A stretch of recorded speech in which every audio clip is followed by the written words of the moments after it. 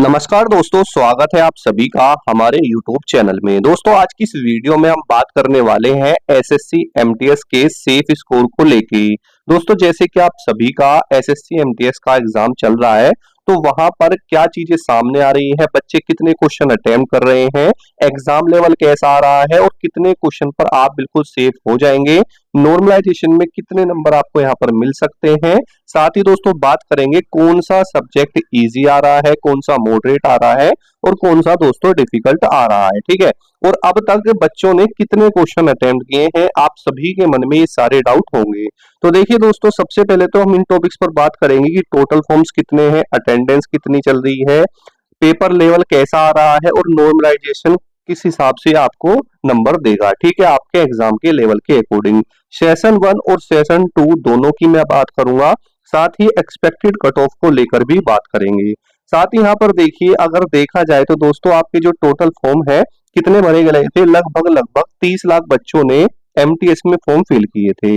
उसके बाद में अगर अटेंडेंस की दोस्त हम बात करें तो लगभग 17 से 18 लाख यहाँ पर बच्चा पेपर देगा। जैसे कि हमने पिछले 4 साल का डाटा उठाकर देखा कि जितने फॉर्म भरे जाते हैं उसके अकॉर्डिंग जो अटेंडेंस है वो कितनी रहती है, तो हमें पता चला कि लगभग 17 से 18 लाख बच्चा यहाँ पर भी पेपर देगा। उसके बाद में पेपर लेवल की मैं बात करूं तो लगभग दोस्तों अभी तक मॉडरेट चल रहा है, लेकिन कुछ शिफ्ट ऐसी हैं जिनका थोड़ा सा टफ गया है। अब वो कौन सी शिफ्ट है वो मैं आपको बताऊंगा और कौन सा टॉपिक टफ गया है वो भी बताऊंगा। ठीक है, अब देखिए नॉर्मलाइजेशन है वो होता है अकॉर्डिंग टू पेपर लेवल, यानी आपके पेपर के लेवल के अनुसार। उसके बाद देखिए, अगर हम बात करते हैं तो इस तरीके से कुछ आपका पेपर लेवल है, जैसे सेशन 1 और सेशन 2 आपके एग्जाम के अंदर आते हैं। ठीक है, तो जो आपका पेपर सेशन 1 आता है उसमें आपके मैथ और रीजनिंग के क्वेश्चन आते हैं और सेशन 2 में आपके इंग्लिश और जीके के। अब देखिए दोस्तों, जो आपका सेशन 1 है वो इतना इंपॉर्टेंट नहीं है, लेकिन इंपॉर्टेंट भी बहुत है। देखिए दोस्तों, चाहे आप सेशन 2 में अपनी परफॉर्मेंस कितनी ही अच्छी रख लो, ठीक है, जब तक आप सेशन 1 में क्वालिफाई नहीं करेंगे, आपके जो मार्क्स हैं सेशन 2 के नहीं देखे जाएंगे। पहली बात तो ये है। तो जो आपका सेशन 1 है वो आपको क्वालिफाई करना मैंडेटरी है। ठीक है, अब ऐसा नहीं है कि भाई आप उसे क्वालिफाई नहीं कर पाओगे, बहुत इजीली कर लोगे, क्योंकि यहाँ पर क्वालिफाई के लिए बहुत कम मार्क्स चाहिए। साथ ही यहाँ पर सेशन 1 में कोई भी नेगेटिव मार्किंग दोस्तों नहीं है। ठीक है, क्या दोस्त, सेशन 1 में कोई नेगेटिव मार्किंग नहीं होती, लेकिन भाई सेशन 2 में नेगेटिव मार्किंग होती है और जो आपकी कट ऑफ भी बनती है वो भी सेशन 2 से ही बनती है। ठीक है, तो जो सारी चीजें हैं वो कहाँ पर देखी जाएंगी, वो दोस्तों सेशन 2 की देखी जानी चाहिए।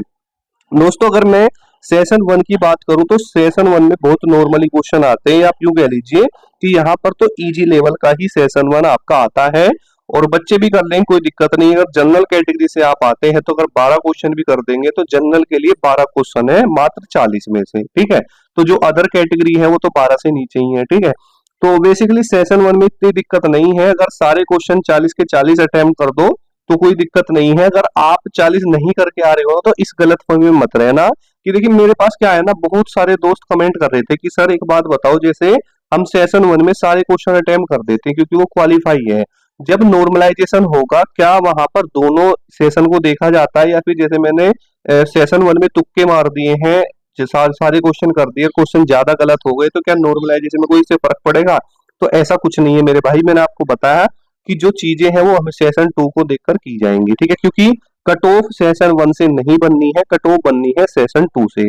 ठीक है, तो एग्जाम लेवल भी, नॉर्मलाइजेशन भी, सेफ स्कोर भी, कट ऑफ भी, सब चीजें दोस्तों आपकी सेशन 2 पर डिपेंड है। ठीक है, अब देखिए यहाँ पर आपके मैथ के 20 क्वेश्चन आते हैं सेशन 1 में 60 नंबर के, और रीजनिंग में भी 20 क्वेश्चन आते हैं 60 नंबर के, एक क्वेश्चन 3 नंबर का होता है। अब देखिए सेशन 2 में इंग्लिश के 25 क्वेश्चन आते हैं और जीके के भी 25 क्वेश्चन आते हैं, एक क्वेश्चन 3 नंबर का होता है, यानी ओवरऑल सेशन जो 2 है वो आपका 150 नंबर का हो जाता है।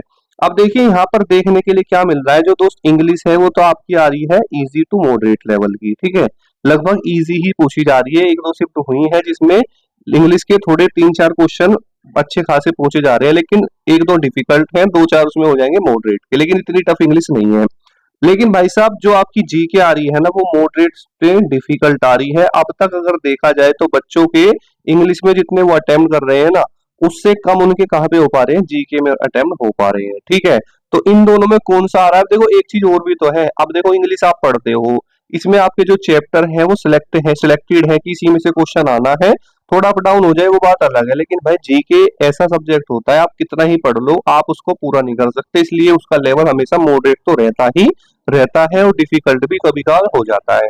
ठीक है, अब देखिए क्या क्वेश्चन पूछे जा रहे हैं वो मैं आपको बताऊंगा। तो देखिए दोस्तों, सबसे पहले यहाँ पर समझिए बात को, टॉपिक बता दूं कौन कौन से क्वेश्चन आते हैं जीके में। जैसे लोक नृत्य से है क्वेश्चन आ रहा है, ठीक है, करंट अफेयर्स से आ रहा है, स्टैटिक जीके से आ रहा है, पॉलिटी, ज्योग्राफी, हिस्ट्री, ठीक है। तो सभी से क्वेश्चन पूछे जा रहे हैं, लेकिन ज्यादा भाई रोल जो है स्टैटिक जीके का है। कहते हैं भाई स्टैटिक जीके जिसको आती है ना वो जीके का राजा है एसएससी के एग्जाम में, ठीक है। तो बेसिकली यहाँ पर मैंने आपको बताया कि जो जीके है वो थोड़ी टफ पूछी जा रही है। अब इन दोनों में से आपको कितने क्वेश्चन करने चाहिए कि आप सेफ हो जाए वो भी मैं बताऊंगा। सबसे पहले यहाँ पर देखेंगे अपना कंपटीशन की कितना कंपटीशन लेवल बन सकता है। आपकी जो वैकेंसी है वो कितनी है? 9,583। कितनी है भाई? 9,583 आपकी वैकेंसी है, बाद में इंक्रीज हुई थी। अगर फॉर्म की बात करें तो वही 30 लाख समथिंग है, और 17 से 18 लाख बच्चा पेपर भी देगा। तो जो आपका कंपटीशन बनता है एक सीट पर वो 188 कैंडिडेट्स का एक सीट पर फिलहाल कंपटीशन बन रहा है, जो कि काफी अच्छा खासा दोस्त है, ठीक है। उसके बाद देखेंगे कट ऑफ किन फैक्टर्स पर डिपेंड करती है। तो भाई देखो कोई कट ऑफ है आपकी वैकेंसी पर डिपेंड करती है। वैकेंसी इस बार दोस्त बहुत अच्छी है, ठीक है, इसमें कोई वो नहीं है। उसके बाद अटेंडेंस की बात करें, अटेंडेंस मैंने जो बताया नॉर्मली वही रहती है, हर बार 17 से 18 लाख बच्चा पेपर देगा। नॉर्मलाइजेशन पेपर के लेवल हो के अकॉर्डिंग होता है, और सबसे बड़ा जो रूल होता है आपकी कट ऑफ में होता है पेपर लेवल का। अगर पेपर लेवल दोस्त इजी आ जाए ना तो कट ऑफ जाती है हाई, और अगर दोस्तों मॉडरेट आए तो थोड़ी कम रहती है, अगर डिफिकल्ट आ जाए तो बहुत कम हो जाती है, ठीक है। तो ये फैक्टर दोस्तों काम करते हैं आपकी किसके ऊपर? कट ऑफ के ऊपर। अब देखिए डाटा क्या कहता है, बात को समझेंगे दोस्तों। मेरे पास लगभग अभी 3,000 स्टूडेंट का डाटा आया, ठीक है, 3,000 स्टूडेंट का डाटा आया है। उन्होंने मुझे बताया कि सर इंग्लिश में तो हम ठीक क्वेश्चन कर आ रहे हैं, लगभग 22 या 23 तक करके आ रहे हैं, और मैं ये बच्चा आपको वो बता रहा हूँ जो वाकई पढ़ने वाला है। लेकिन उनका कहना है कि सर जीके में तो 20 क्वेश्चन तक ही उनसे पूछा जा रहा है, या फिर 18 या 20, ठीक है। ऐसा इतना क्वेश्चन अटेम्प्ट दोस्तों नॉर्मली बच्चे कर रहे हैं, इसमें दोस्त जीके में और आपके यहाँ पर इंग्लिश में, ठीक है। ये 3,000 बच्चे का डाटा जो मेरे पास आया है वो मैं आपको बता रहा हूँ। अब जब उन्होंने इतना अटेम्प्ट किया है तो ऐसा तो नहीं है कि भाई वो भगवान है, सब कुछ उनका सही होगा। भाई देखो क्वेश्चन गलत हो जाते हैं, ठीक है, क्योंकि नेगेटिव है तो नेगेटिव की वजह से तो उन्होंने कम अटेम्प्ट किया है, और जितने ही अटेम्प्ट करके आए हैं ना, कम से कम 5 या 4 क्वेश्चन ऐसे मान लो जो उनके ना चाहते हुए गलत हो जाएंगे, ठीक है। तो इस बात को आपको ध्यान रखना है। और जो आप दोस्तों कट ऑफ देखते हैं ना, मैं वो आपको बताऊं वो हमेशा नॉर्मलाइजेशन की बात की होती है, ठीक है।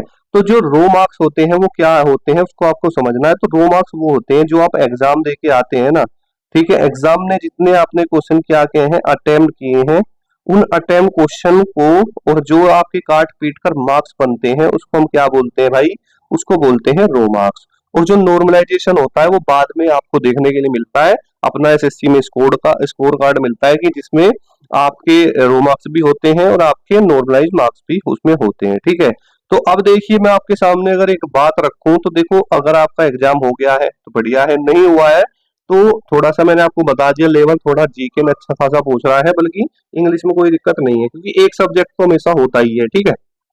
तो देखिए भाई, अगर मैं बात करता हूं अब आपके सेफ स्कोर को लेकर, तो दोस्तों अगर आप जनरल कैटेगरी से हैं, ठीक है, और इंग्लिश और मैं जीके दोनों ही बताऊंगा, ठीक है, इंग्लिश और जीके, इंग्लिश में कम से कम आपको 22 से 23 क्वेश्चन करने पड़ेंगे, ठीक है, और जीके में लगभग दोस्तों 18 से 19, ठीक है। अगर आप इतना कर रहे हैं तो मुझे लगता है कि आप सेफ जोन में हैं, ठीक है।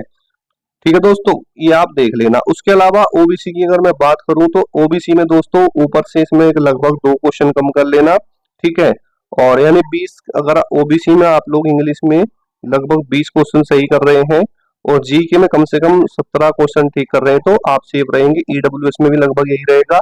एससी की बात करें, ठीक है, तो एससी में अगर आप ये लगा लो, देखो मैं बताऊं, कोई स्टूडेंट इंग्लिश में ज्यादा अच्छा होगा, कोई जीके में।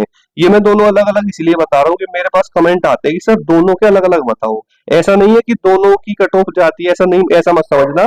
बस ये है कि 2 सब्जेक्ट है तो उनके अकॉर्डिंग वो बच्चे ये जानना चाहते हैं कि आप सर हमें ये बताओ कि इंग्लिश और जीके में अलग अलग हमारे कितने ठीक होने चाहिए। ठीक है, तो ईडब्ल्यूएस में भी लगभग यही है, अगर आप इंग्लिश में 20 क्वेश्चन कर रहे हैं ठीक हो जाए तो आप बिल्कुल सेफ रहेंगे। अगर एससी कैटेगरी की बात करूं और इंग्लिश में उसने लगभग दोस्तों लगभग 17 क्वेश्चन के आसपास किए हैं इंग्लिश में और 15 क्वेश्चन के आसपास किए हैं जीके में, तो एससी कैटेगरी वाला सेफ रहेगा। एसटी की बात करूं तो जो कैंडिडेट 15-16 क्वेश्चन करेगा इंग्लिश में, ठीक है, और लगभग 13 से 14 क्वेश्चन, इन 13 से 14 क्वेश्चन जीके में कर देगा, वो सेफ रहेगा एसटी कैटेगरी में। ठीक है, तो उम्मीद करूंगा कि आपको समझ में आया होगा। कुछ पूछना चाहते हैं तो कमेंट कर लेना। मिलते हैं नेक्स्ट वीडियो में। जय हिंद, वंदे मातरम दोस्तों।